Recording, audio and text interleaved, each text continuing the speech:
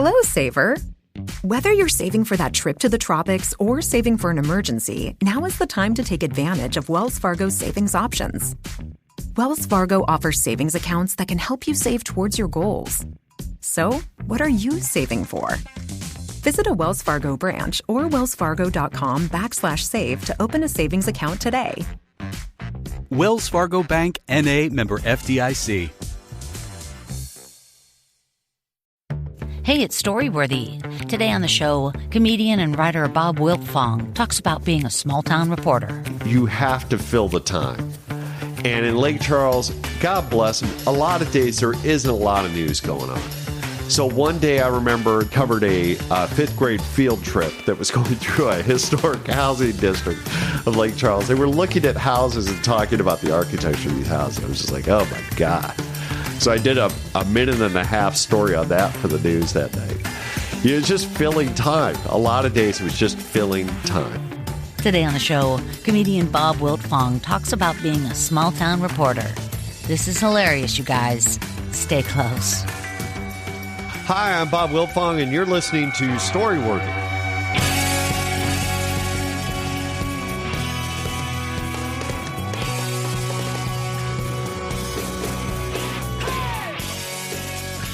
Welcome to Storyworthy. My name is Christine Blackburn, and I'm coming to you from Los Angeles, California.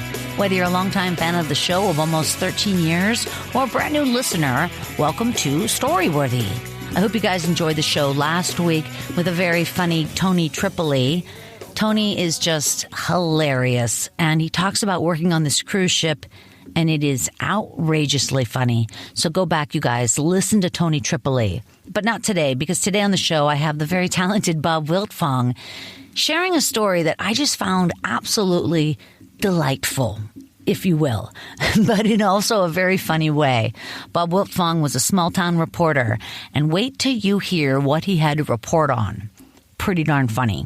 As you guys probably know, I've been bringing you some of the past stories on Storyworthy that I call still Storyworthy, because they certainly are, because I've been spending more time on my other show, My Life in 3 Songs. I'd love you guys to check out My Life in 3 Songs over on Spotify. It's totally free. I talk to comedians about the 3 songs from their life that have impacted them. Not necessarily their favorite songs, but songs that really paint a picture of who they are and where they're from. So again, check out mylifein3songs.com and follow the show anywhere on social media at My Life in 3 Songs. All right, you guys, wherever you are, put your hands together for the very talented Bob Wiltfong. Yay! I don't hear anything, Christy. No.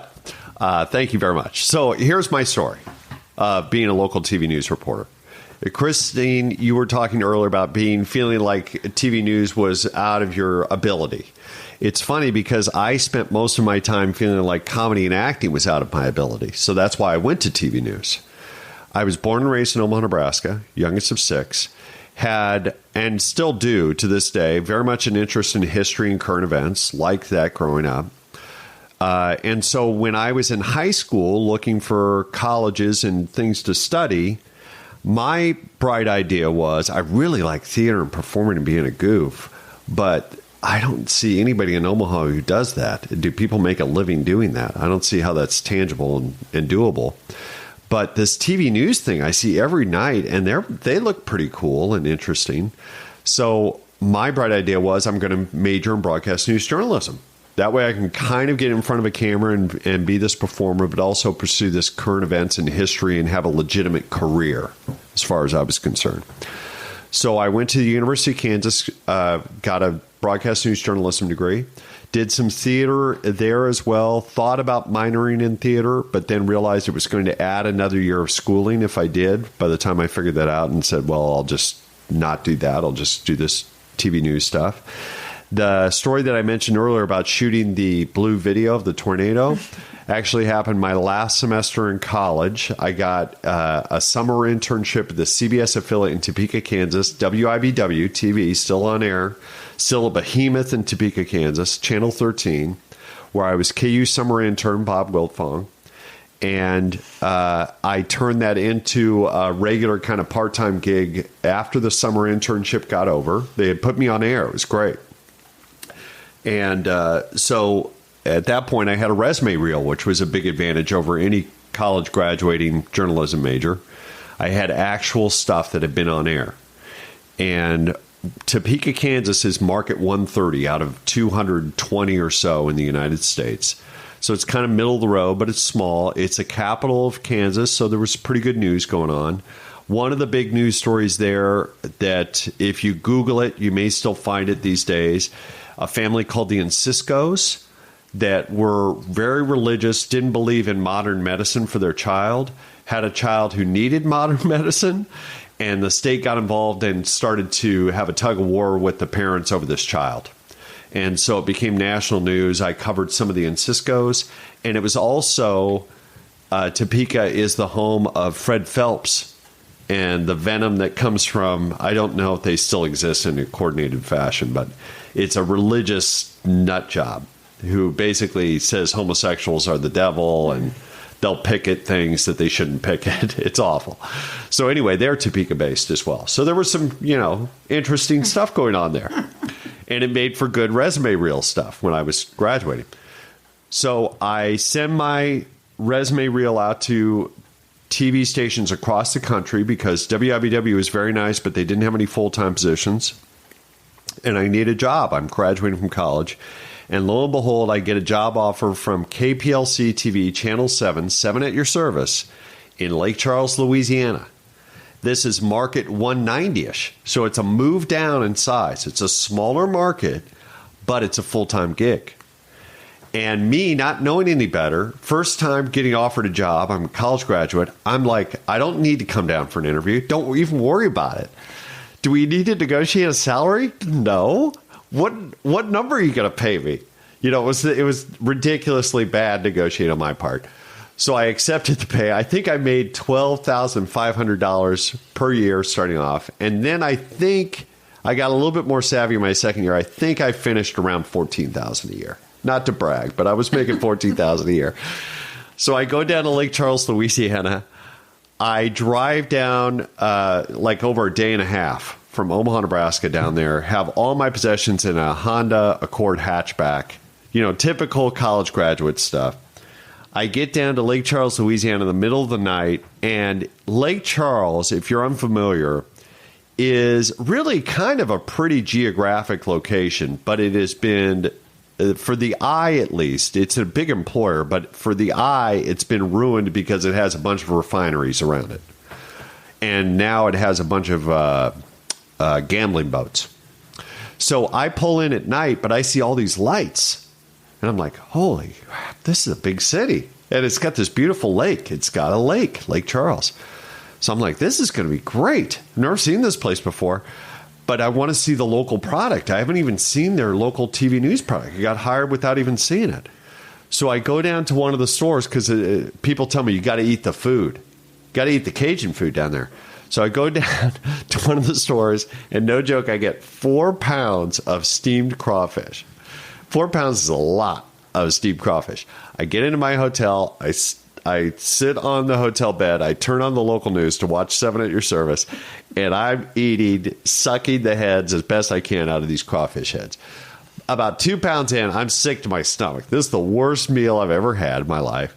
And I see the local news. I'm like, hey, it's pretty good for local news. As far as my standards, I feel pretty good about what I'm getting myself into. Can't wait to wake up in the morning, see all those big buildings. I'm hitting the big time. When I wake up in the morning, I look out there, and it's a bunch of refineries. Those were all the lights I saw. I was like, oh, crap. So that was the next 2 years of my life. I changed my name for that job. I changed my name a couple of times for TV news, and the first one was in Lake Charles, where the news director, no joke, thought Wiltfong would be a little off-putting for the Cajun population there, a little bit too exotic. So he goes, what's your middle name? I said, it's Allen. He goes, how about Bob Allen? And I said, okay, sign me up. Here again, I'm a master negotiator at this point. I'm like, yes. So I do Bob Allen on air there at KPLC, 7 at your service. It was such a starter's market. It was really a good starter's market, but really hard. Every day at 5 o'clock, you had a deadline. You have to fill the time. And in Lake Charles, God bless them, a lot of days there isn't a lot of news going on. So one day I remember this was an example of how much you had to improvise kind of news, quote unquote, is I covered a fifth grade field trip that was going through a historic housing district of Lake Charles. They were looking at houses and talking about the architecture of these houses. I was just like, oh my God. So I did a minute and a half story on that for the news that night. It was just filling time. A lot of days it was just filling time. So they had a jingle at KPLC, which was 7 at your service, KPLC. And they may still have it. I haven't done it justice. It's a much more beautiful jingle for a professional singer than what I just gave you. But me and some of my other coworkers would change it into slaving at your service. Hey, you fucked me. Because it was hard. We weren't getting paid a lot. Anyway. The big stories in Lake Charles at the time that might be enjoyable, that give you a little flavor of local TV news too. There was, no joke, one day some religious zealots who were related, two families that were traveling from Texas to Florida. Along the way got told through some messaging that God was telling them to get rid of all their earthly possessions along the way. They end up, this is no joke, it got made fun of by Jay Leno on The Tonight Show. It was 21 people all shoved in one car, and they're all naked. They get into a high-speed chase. Of course you get into a high-speed chase with the local cops. They run into a fence. Nobody gets hurt, but it's like a clown car. If you can imagine, 21 people coming out, and they're all naked, and they're all somewhat related. It's like, what the hell is happening in this car? They open up the trunk. There's 6 people in the trunk, including a pregnant woman. Yeah, it's crazy. So that was one of the stories in Lake Charles, and I covered that.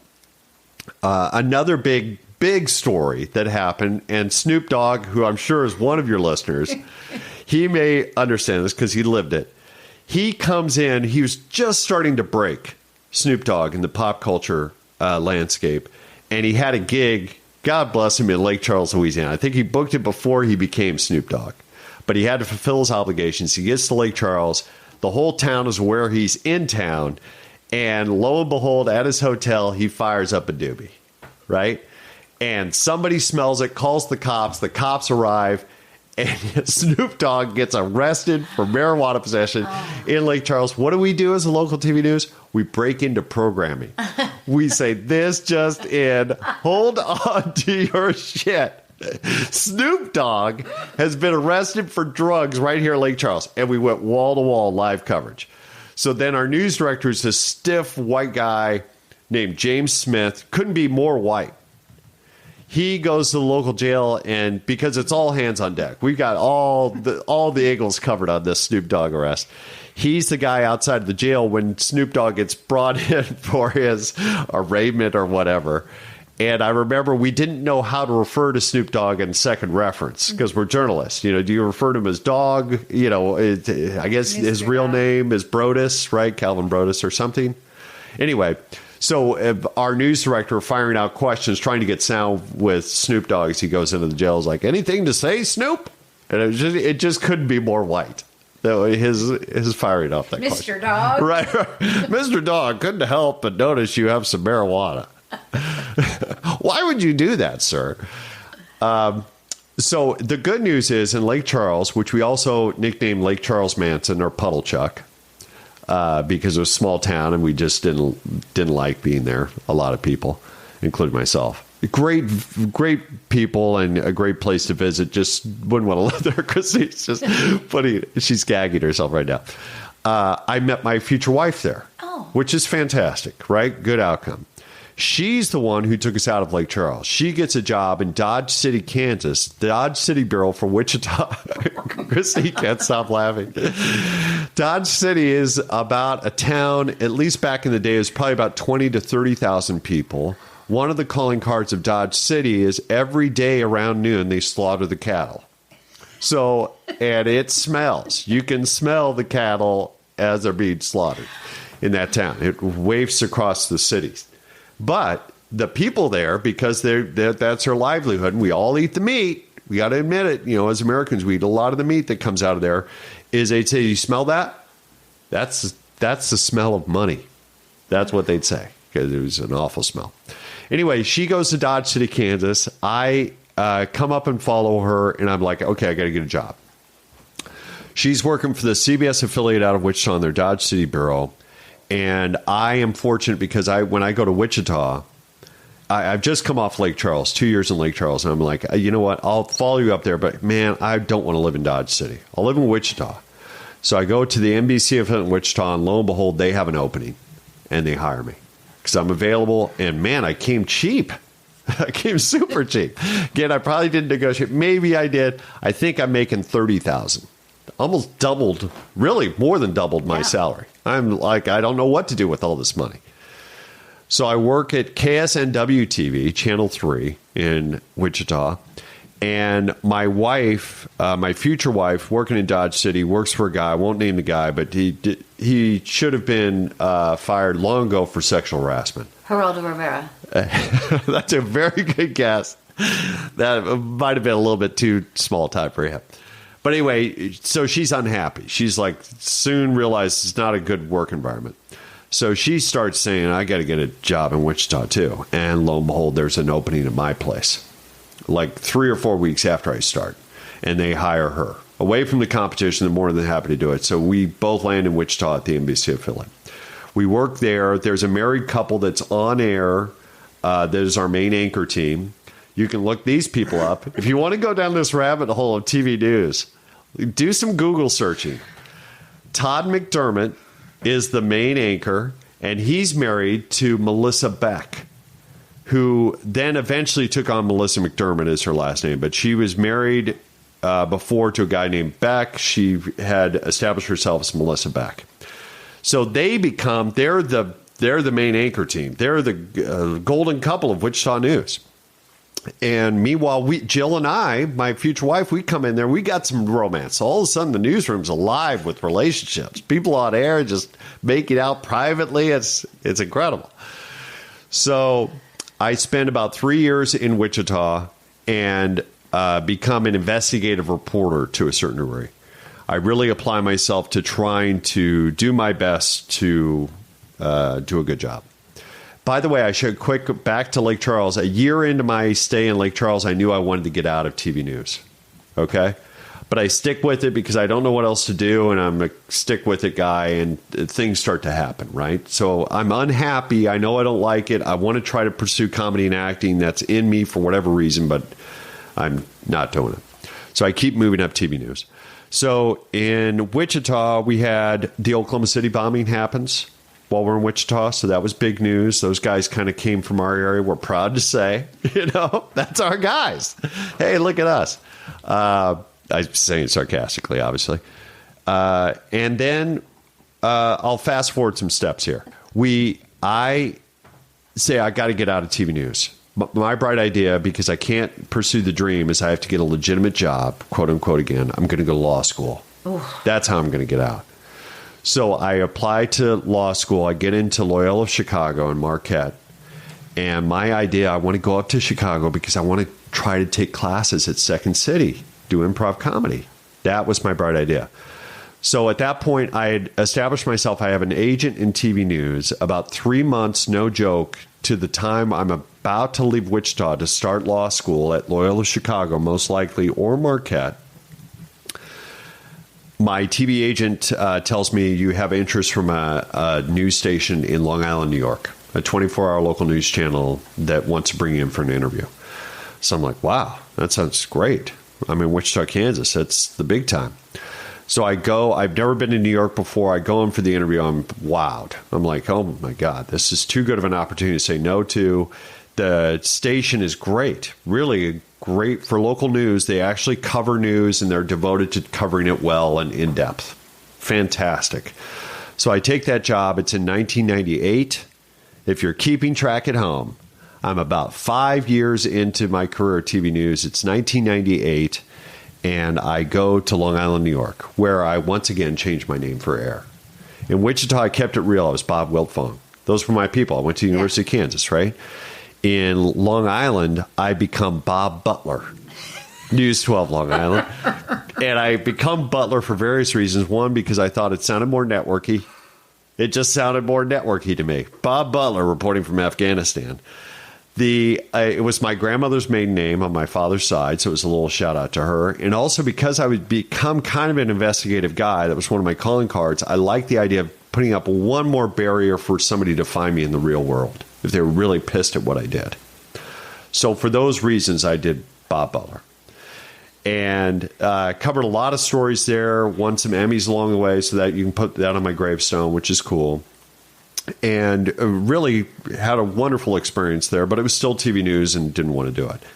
When I arrive in New York, finally, I'm in a big enough city where I feel like, even on the side, I could pursue this comedy acting thing.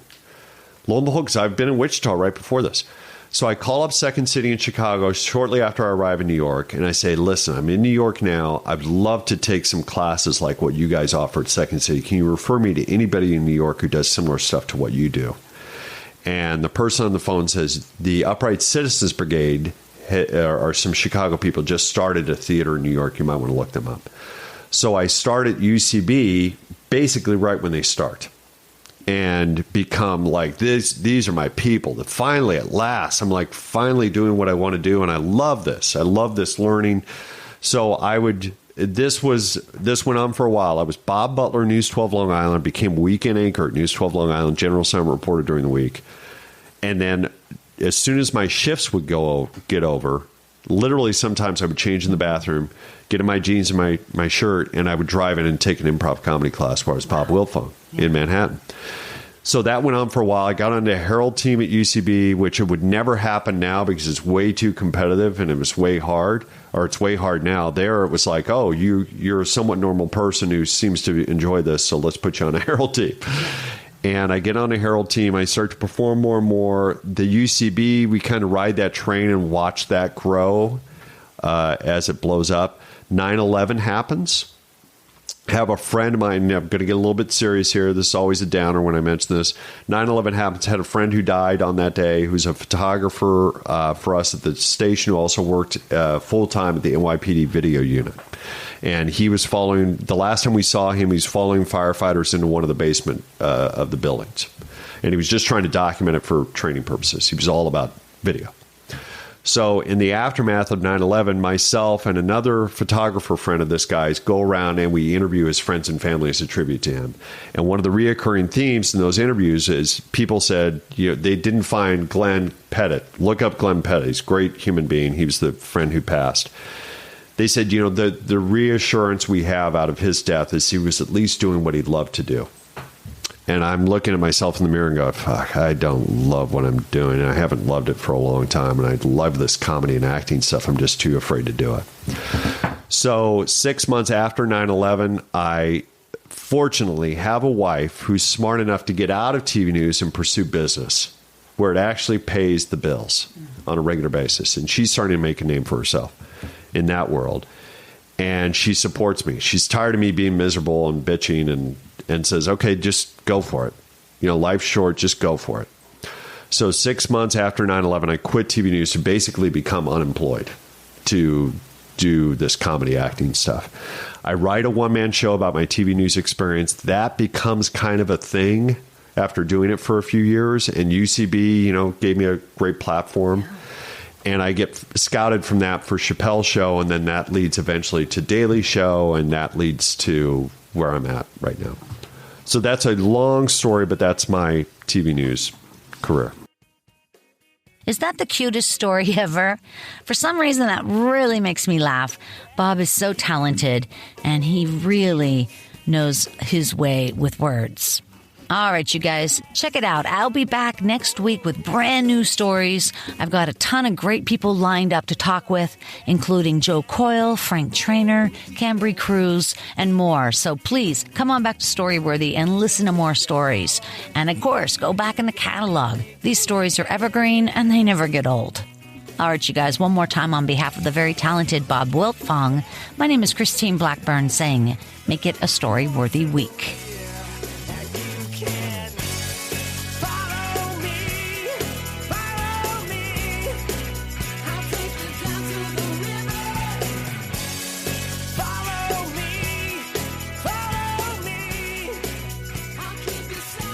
Thanks for joining us on the Storyworthy podcast. We'll be back next week with all new stories. Subscribe to Storyworthy on iTunes and visit the Storyworthy website at storyworthypodcast.com.